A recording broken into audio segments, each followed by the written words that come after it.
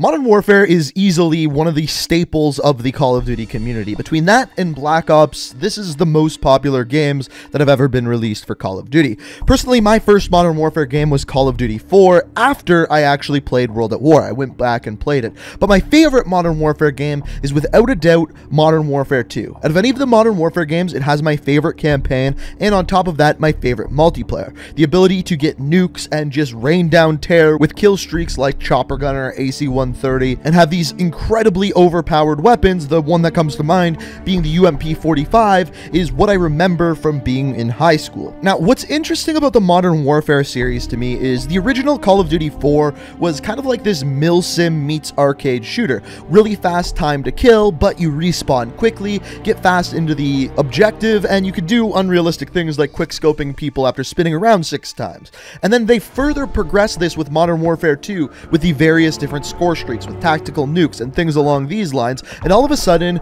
Call of Duty solidified itself as an arcade shooter. Now, what's interesting to me is that Modern Warfare 2019 was a step back in the direction of Call of Duty 4, but a step away from an arcade shooter. Now, you may be wondering how that's possible when it's still the same old Call of Duty, but I think I would argue that it's not the same old Call of Duty. And as the year draws to an end and the next Call of Duty is about to be released, I thought we'd take a look back over the previous year of Modern Warfare 2019, and I want to explain to you how Modern Warfare is so close yet so far to a great Call of Duty game, and at the same time is the best disappointment I have ever had in a Call of Duty. This is my final review of Modern Warfare 2019.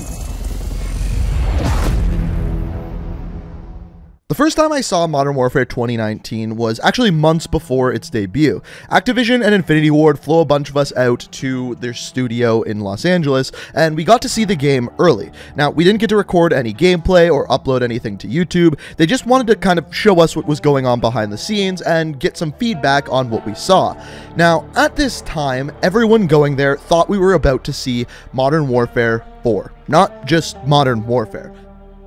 Today is a massive day, and I can't really sleep because I get to go down to LA and check out Call of Duty 2019 early. And normally for every single one of these events I've gone to, the game has been announced before I went.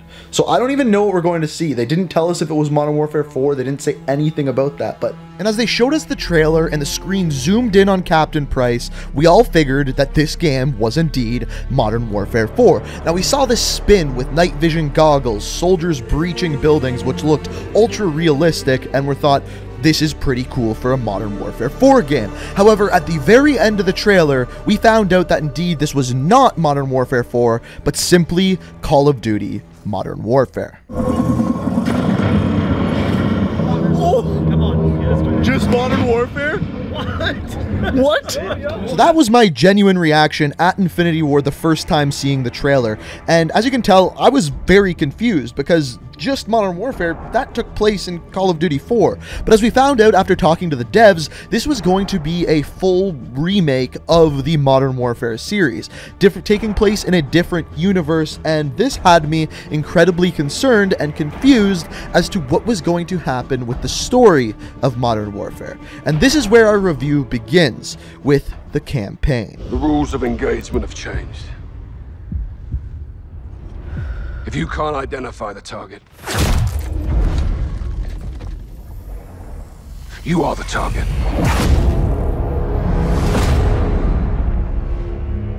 So when it comes to campaign here, I am just not going to beat around the bush whatsoever. I truly believe that Modern Warfare 2019 has the best Call of Duty campaign since Black Ops 2. Is it my favorite campaign? No, but it is really, really damn good. First of all, I have to start by saying Call of Duty campaigns are very difficult to judge from the gameplay alone. Every single campaign has the stealthy mission, it has the really fast-paced mission, it has the sniper mission, and then it has the final assault at the end of the game. This game is no different. It doesn't stray from that formula whatsoever, so it's your typical Call of Duty campaign. What makes or breaks a Call of Duty game is the story, and the story is what was knocked out of the park with Modern Warfare 2019. However, I truly believe that with this story, there is still a ton of room for improvement.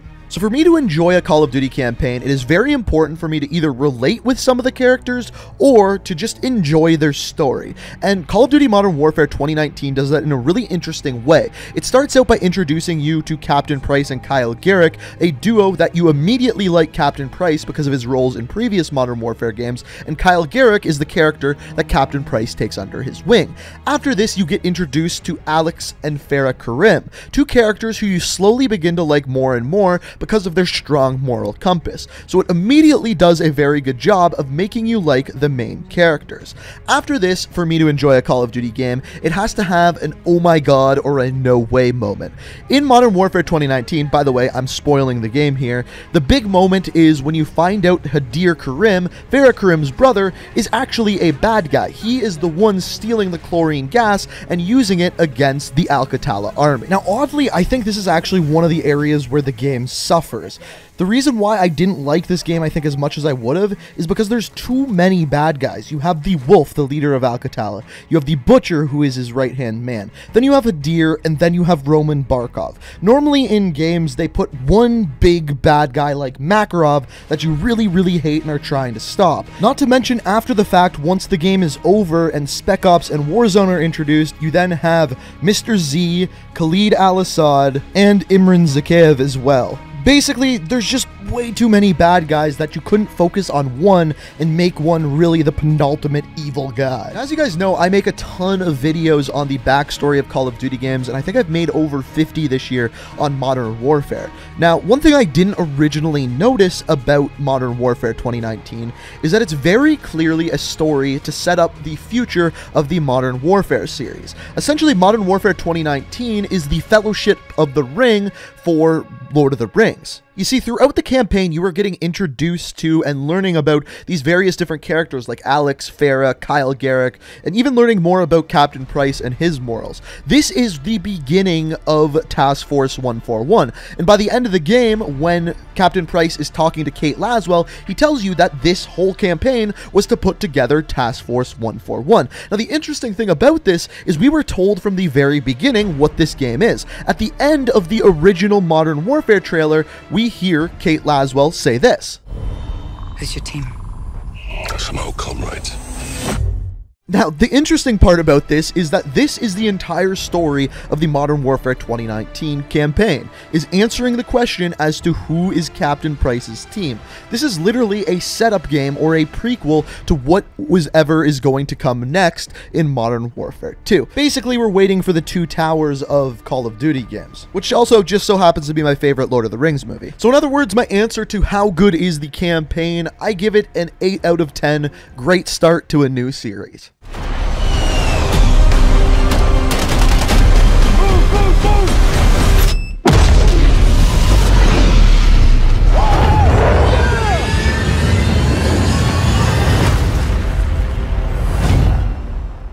So I promise this part won't take long. Spec Ops might go down in history of one of the biggest flops in Call of Duty of all time. Now, the idea of Spec Ops that they were bringing in, I thought was actually really, really smart. I thought what they were doing was almost making like a new raid system, kind of like in Destiny, where you'd go in with your squad, 4 people, and you'd kind of try to beat this difficult yet possible mission with a boss, with helicopters, with a bunch of other enemies, trying to complete an objective. And in doing so, if you do it on the hardest difficulty, let's say, you would earn some really sweet in-game loot that you couldn't get otherwise. And that is essentially what they built, except it had 2 major problems. First of all, it was really goddamn broken, like literally unplayable, to the point where you'd go to an objective and sometimes that objective wasn't even there, or the enemies that you're supposed to kill weren't there, or the level was literally just impossible to beat. On top of that, the difficulty of it was really hard, and by completing it, you literally got nothing. You would maybe get a weapon blueprint that really wasn't that great. Now, if they would have taken this to the next level and made it so that by completing this on the hardest difficulty, you got some sort of weapon in multiplayer that you couldn't unlock otherwise, alright, now you got my attention. But with all the bugs that were in here, it was just a mess. Now, originally, this was supposed to be the way that they continued the storyline of Modern Warfare after the fact, but then later, that got taken over by Warzone and is what it is today. Now, I'm not going to be going in depth with Warzone in this video. I'm sure in the future I'll have a full review of Warzone, but this is just what comes with the paid game that we're focusing on today. And as far as Spec Ops goes, I give it a 2 out of 10. Better luck next time.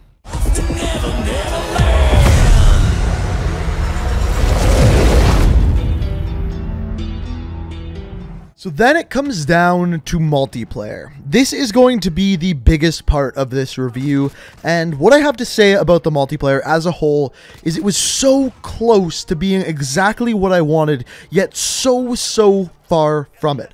This multiplayer added so many things that I have asked for in the past from Call of Duty, for example, like free DLC, but at the same time, I just really didn't like the basic gameplay loop of multiplayer. I didn't like the way that multiplayer actually played as a whole. So what I am going to do is start with the things that I did like about the game, and then move into the many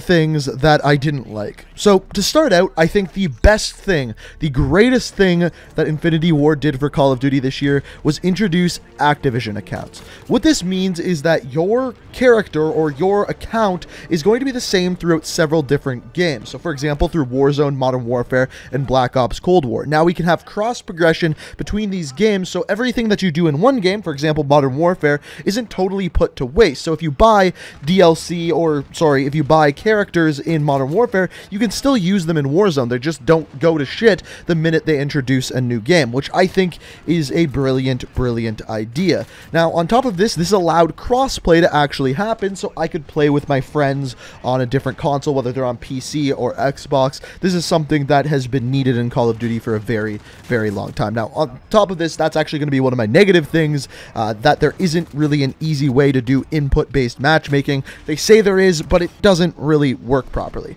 The next thing that I have to say about this game is right away when you play it, the game feels smooth, it looks fantastic, and it sounds fantastic. This is the best feeling, looking, and sounding Call of Duty game that we have ever had. I don't even know if Black Ops Cold War is going to be able to match that. As soon as you pick up the controller, it feels like whatever you touch on that controller is exactly what your character actually does.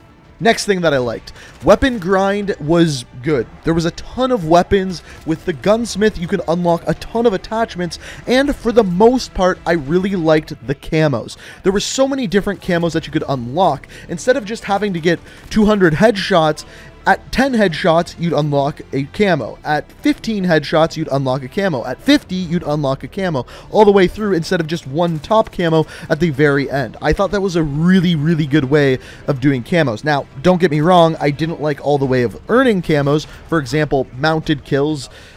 Screw mounted kills, but we'll get into that later. Now, aside from Activision accounts, I think the best thing that they did this year was the way they did microtransactions and DLC. First of all the DLC and DLC weapons were free. You didn't have to pay into them. There was no pay to win. It didn't segregate the people who bought the DLC from the people who did not. They should have done this, that's not grammar, but they should have done this years and years ago, and it's so good to see that they are continuing this into Black Ops Cold War. That is a huge step forward for Call of Duty. On top of this, there was no loot boxes or anything like that. They just did bundles, so you could go in and buy exactly what you wanted, and if you didn't want it, no big deal. You just didn't get that skin or didn't get that weapon blueprint. Fantastic. After this, executions. Executions are just fun. There really isn't any other way to explain that. I just really liked executions, and those are once again coming back in Black Ops Cold War as well. And then finally, the last thing that I wanted to say for good stuff is the amount of content they had at launch. We had gunfight, we had ground war, we had a ton of weapons, and we had a ton of operators that you could unlock in various different ways through playing the campaign or doing certain things in multiplayer, which I thought was fantastic. On top of this, the addition of gunsmith, the amount of attachments that you could have, and making your weapon exactly how you wanted it to be is something that will change Call of Duty forever, or at least I believe forever. There is several things that Infinity Ward did in this game that are going to make Call of Duty so much better going forward. Whether that be no loot boxes, free DLC, Activision's accounts, crossplay, or gunsmith, all of these things that will improve Call of Duty forever for the better. However, this is where it pretty much ends. Where things start to go bad is with the gameplay, at least in my opinion, and you're free to totally disagree with what I'm about to say, but it's the gameplay of this game that just turns me off and makes it so that after an hour and a half of playing, it makes me want to make a video showing people what the left thumbstick does. Believe it or not, this is by design. Everything that I'm going to talk about in this list is something that makes it easier for new people to get into the game and do better in the game. Now, what this means is a much lower skill gap, and for players who play this game every day, want to be better at it, it just kind of takes a lot of the skill away from the actual game. So the first thing that I think is actually kind of controversial is the time to kill in this game. The time to kill is incredibly fast, and with this, it basically means who's ever aiming at someone first is going to get the kill. That's pretty straightforward. It just means there's very few bullets to kill, which means you don't have to be that accurate, you don't have to shoot at the enemy as many times, and your movement doesn't matter as much. Personally, I like longer time to kills in Call of Duty games, but I know that's not everyone, so that's why I said that this one's kind of up for interpretation. So footstep noises are one big thing that makes it easier for new players to get into the game. Footstep noises in Modern Warfare are incredibly loud. On top of that, there is no dead silence perk, which means everyone's footsteps you can hear clear as day. Beforehand, footsteps were hard to hear. You had to listen or know what to listen for, and therefore someone who played the game more or was better could more readily hear footsteps and do better in the game. In this game, this will cause people to crouch walk or wait until they have the dead silence field upgrade to actually move around the map. This slows down gameplay and makes it so people camp, like we were talking about before. After this, we have the minimap. Now, you guys may not remember this, but when the game was first launched, I believe it was in the beta, there was just no minimap. None. Not there. The only way you could see a minimap is if you called in a UAV. Why? I don't know. There is many things on this list that I just asked, why? Who decided this? What was better with the game like this? And this is one of them. So eventually what they decided on leaving the minimap, and when you shot your gun, you did not show up. Now, again, this was by design. First of all, suppressors were really strong in this game. They actually didn't make your weapon worse, and if they were to make it so that you didn't show up on a radar when you shot your weapon with a suppressor, everyone would just be using suppressors like it is in Warzone. Everyone uses monolithic suppressor all the time. So when I first went and played the game, like we talked about earlier in this video, I saw this. I saw that there was no minimap, and I told the developers, listen, you have to change this. This doesn't make any sense, and their reasoning for it is that having a minimap that works the way it does is too much of a crutch for good players. It makes it too easy for them to read the spawns, and newer players would be at a big disadvantage, which literally doesn't make any sense, because the easiest way to learn a map as a new player is by looking at the minimap as you move around. So I never fully understood that, but they ended up bringing it back only halfway. So when you shoot your weapon, if it's not suppressed, you still don't show up on the minimap, which I don't get. It's just yet another thing that slows down the game. Speaking of slowing down the game, the ghost perk. They went back in time and are using the ghost perk, where even if you don't move, if you sit in a corner, lay on your belly, and don't move at all, yet the other team has a UAV, if you're using ghost, you do not show up on the map. Treyarch has countered this. They made it so that for ghost to work, you have to be moving around. Not in Modern Warfare. Yet another thing that slows down the game. On top of this, the map design is meant for camping. They literally said this. They specifically designed the maps to have power positions so that you could go into those power positions and control many areas of the map by literally sitting there. They told us this. This isn't something that I am just pulling out of the air because that's the way it feels to me. The developers literally told us that is how they were designing the maps. On top of this, in multiplayer, they added in mounting and doors. Yet another thing used for camping. You can mount to a window and the other team can barely see you, and you have less recoil. Why? I don't know. I hate mounting. Mounting has to be one of my least favorite things put into the game, and on top of that, you have to do it to unlock camos for weapon. Screw mounting. That's all I have to say about it. And then as far as doors go, I think doors work really well in Battle Royale, and they just slow down multiplayer hugely. Not a fan of doors. Also, they don't work most of the time, so just another reason to hate them. Next up, the kill streaks in this game. First of all, I was super underwhelmed by the kill streaks. When I call in a kill streak, I like it to destroy the enemy team. I like it to feel rewarding when I call in that kill streak, and really no kill streaks in this game feel that way to me.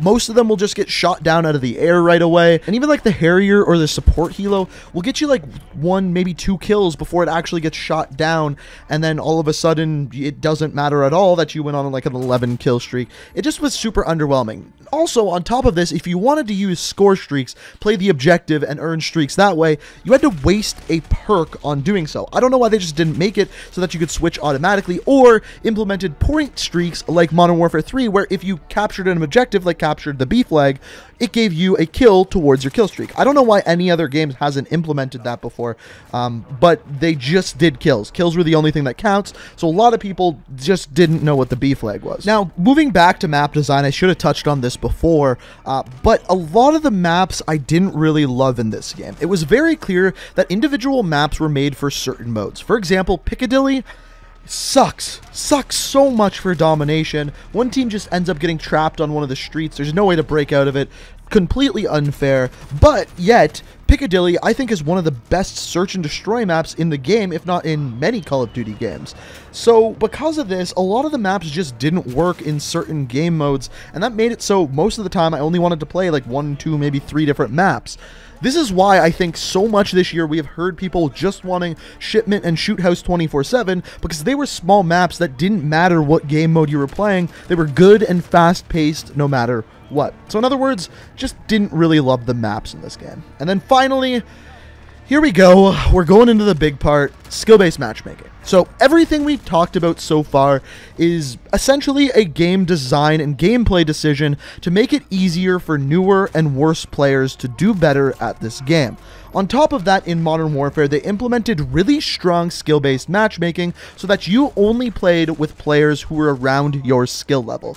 Now, I think Exclusive Ace was the one who originally said this, that it's not actually skill-based matchmaking, it's retention-based matchmaking. It is designed to make you play the game as long as possible. In other words, you play 3 games, you do really well, you're high and mighty on life, and then all of a sudden you start getting stomped because it puts you into harder lobbies. You play 4 games getting stomped, you want to get off, the next game it puts you into an easier lobby, you stomp on the lobby again, and hey, look at that, you want to play, and boom, you're against harder players again. This is something that Facebook does, Instagram does, Twitter does. Essentially what they do is they'll throw a bunch of posts at you, and they'll say, oh, this person normally stays on Twitter for 2 minutes. If at that 2-minute marker we put a tweet up there that he's really interested in, then he'll stay on the app for longer. It's the exact same thing, just with a video game. And they did it even easier this year because after every single game, they disband the lobbies and make it so you play with brand new people and adjust the skill level of people that you are playing against. Now, because of this year my kill death is lower. Yeah, I know, Cry Me a River, not a big deal, whatever. But also because of this, I think this is one of the least amounts I have played multiplayer in a Call of Duty game, period. It's just because every single game I am forced to use these newbie strategies like mounting, like using the few weapons like the MP5 or M4 or things along those lines that are overpowered, or recently the R90 with Dragon's Breath rounds. It's just cheap and easy to do well with, so everyone starts using it, especially on smaller maps. It forces you to play the game a certain way that you are forced to do better at the game, and because of that, the game just becomes boring. You can't screw around with weak guns because everyone you're playing with needs to wear a lot more antiperspirant. But you know what? It worked for them. They got a lot of new players into Call of Duty this year. A great example of this is my buddy's girlfriend. Has never played Call of Duty in her life and started playing this year because the lobbies that she would get into were easy. If I played a game with her, it was laughable, the players that I would play against. And that is just showing you what is going on with this skill-based matchmaking. And it's just too far. If they keep this in Call of Duty games and don't implement a ranked playlist with skill-based matchmaking instead, I have a very strong feeling that a lot of the hardcore players will not be playing Call of Duty nearly as much. And this brings us to my last problem with the game, and this one will go short, I promise, is hackers. This is a AAA game we're playing here. This is a game that has been around for, I think, 15 plus years. And they cannot afford or put into their game some sort of anti-cheat. That is ridiculous. And it mainly started when Warzone came out, and then it moved into multiplayer. If you played game modes like Search, you would see it all the time. and it got to a point where it was nearly every single game. And I know Activision and Infinity Ward and the devs are trying to ban these hacks. They're suing some of the companies that produce these hacks, but they need an anti-cheat system in their game that is faster and works harder, so that every single game I am not just getting blasted in the head by some 7-year-old that uses mom's credit card to pay for cheats in the game. Alright, I'm done. Final score for multiplayer, 6 out of 10, too many campers. So ladies and gentlemen, that is my final review of Modern Warfare 2019. If you disagreed with what I said, let me know down in the comments. If you disagreed, let me know as well. This year has been insane. I have gotten over 400,000 new subscribers on the channel. We're just around the corner for 1 million. I can't thank you guys enough for an amazing year. But here's to another amazing one with Black Ops Cold War. I can't wait to hop into it, play some games, bring you guys some videos about characters, about the campaign, destroying multiplayer, and just have a good time with you guys. So thank you so much for the great year. Thank you for subscribing, and here's to another fantastic year. Thank you so much for watching. I hope you enjoyed the review, and until next time, peace out. We are reaching for the stars, but we're making this to us.